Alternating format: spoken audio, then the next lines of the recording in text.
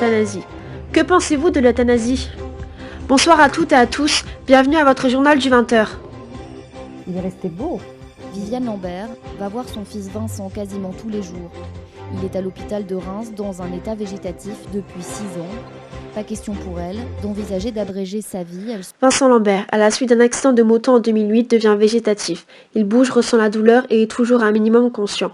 Les médecins décident alors de lui retirer sa sonde nutritive et de lui faire des soins de confort et de sédation, mais ses parents s'y opposent et décident de saisir le tribunal administratif. Contrairement à ses parents, son frère et sa petite amie sont du même avis que les médecins, mais ses parents ont obtenu gain de cause et le traitement thérapeutique de leur fils reprend. L'euthanasie, qu'est-ce que c'est? Tout simplement le fait de donner la mort à un patient dans le but d'abréger ses douleurs et ses souffrances. Ce droit à l'euthanasie est autorisé dans certains pays de l'Union européenne, comme la Belgique et les Pays-Bas, mais ce droit demeure toujours interdit en France. Elle ouvre notamment de nombreux débats, c'est pourquoi nous nous demandons si l'on doit légaliser le droit à l'euthanasie en France. Pour cela, nous expliquerons les limites de l'euthanasie en France, puis nous écouterons quelques avis plutôt différents. Nous allons débattre sur ce sujet sans pour autant influencer vos opinions. Pour cela, nous accueillons plusieurs invités de différents univers avec différentes opinions pour nous éclairer sur ce sujet. Accueillons tout d'abord le docteur Longuet, médecin en milieu hospitalier, ainsi que mademoiselle Merlin, avocate. Avant de rentrer dans le débat de l'euthanasie, il faut tout d'abord bien définir ce terme. Il faut savoir notamment qu'il existe 3 formes d'euthanasie. L'euthanasie passive qui consiste à arrêter les traitements à la demande du patient. L'euthanasie active, c'est la mort provoquée directement par le médecin qui plonge le patient dans un coma qui va le conduire à la mort. L'assistance médicale ou l'assistance au suicide, c'est une dose mortelle d'un médicament fourni par un médecin que le patient prend seul. Aujourd'hui en France, la loi Leonetti établit les points suivants. S'obstiner à prolonger artificiellement la vie d'un patient de façon déraisonnable est interdit, même lorsque la personne n'est pas en état d'exprimer sa volonté.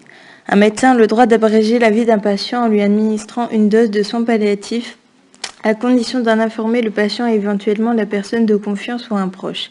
La décision de cesser l'administration d'un traitement lorsque le prolongé semble relever de l'obstination déraisonnable doit être réfléchie et prise uniquement après une consultation de plusieurs médecins, de la famille ou d'un des proches et des directives anticipées du patient. La volonté du patient de limiter ou de cesser son traitement doit être respectée. Il doit être informé des conséquences de sa décision. Berthe, qui était une écrivaine, est décédée le 2 octobre 2017 par euthanasie en Belgique en recevant une injection létale. Elle était victime d'une maladie incurable qui est la maladie de Charcot. La maladie de Charcot est une maladie neurologique à évolution rapide, mortelle et qui attaque les cellules responsables du contrôle des muscles volontaires. La sortie de son livre Le tout dernier été est sortie le 4 octobre 2017, 2 jours après sa mort. Dans son livre, elle dit vouloir mourir en paix avant d'être torturée. 95% des Français seraient pour le droit à l'euthanasie en France. Yves Delocht, médecin qui euthanasie des patients atteints de maladies incurables, explique que le patient doit être atteint d'une maladie incurable, avoir des souffrances intolérables et formuler une demande par écrit d'aide à mourir. Nous devons laisser le choix au patient s'il est en état de décider pour lui-même, c'est-à-dire conscient de la réalité. Néanmoins, le choix du patient ne convient pas toujours avec la famille. Si le patient est incapable de décider, alors c'est à l'entourage de prendre une décision pour le malade.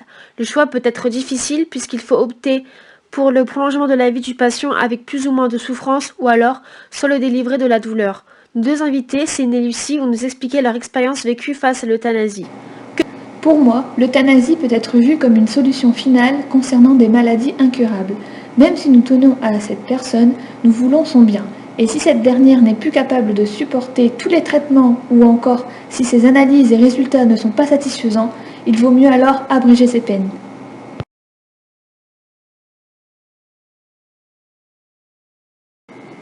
Abréger les souffrances, je suis d'accord, on le soulage certes, mais tout de même, on met fin à la vie d'un être humain, et cela volontairement. On est conscient de ce que l'on est en train de faire, ce n'est pas très humain. D'ailleurs, vous parlez de maladies incurables, eh bien je tiens à préciser que toutes les maladies incurables n'ont pas pour seule fin l'euthanasie. Par exemple, des patients et leurs familles vivent avec la maladie de Parkinson, qui est pour le moment incurable. Oui, mais c'est dur pour quelqu'un de regarder un membre de sa famille souffrir sans pouvoir rien faire. On peut se sentir impuissant face à cela. C'est vrai ce que vous dites, je suis entièrement d'accord. C'est dur, mais l'on est déjà triste et peiné lorsque l'on perd un membre de sa famille. Alors si en plus c'est nous-mêmes qui la faisons partir, la douleur est d'autant plus grande. Il faut se dire que vous agissez pour son bien, cela aurait été sûrement son choix à lui aussi. Oui, je suis d'accord avec vous, mais comme nous tenons à cette personne, nous avons toujours un espoir qu'elle s'en sorte, qu'elle vainque ses souffrances. Oui, mais si elle ne s'en sort jamais et que le patient en souffre énormément, on agit pour son bien. Néanmoins, l'euthanasie aux animaux est autorisée et courante. Après tout, les animaux de compagnie sont des êtres vivants comme nous. On ne les laisse pas souffrir, alors pourquoi laisserait-on souffrir les êtres humains ? En conclusion de ce débat, nous pouvons dire que chacun a ses idées sur la question. Personne n'a raison et personne n'a tort, on pense tous différemment et pour diverses raisons. La vie diverge selon notre vécu, selon l'entourage et selon le contexte. Ainsi, tout comme d'autres sujets, la législation de l'euthanasie reste un problème éthique. Pour certains, elle est envisageable, pour d'autres, elle est totalement inenvisageable.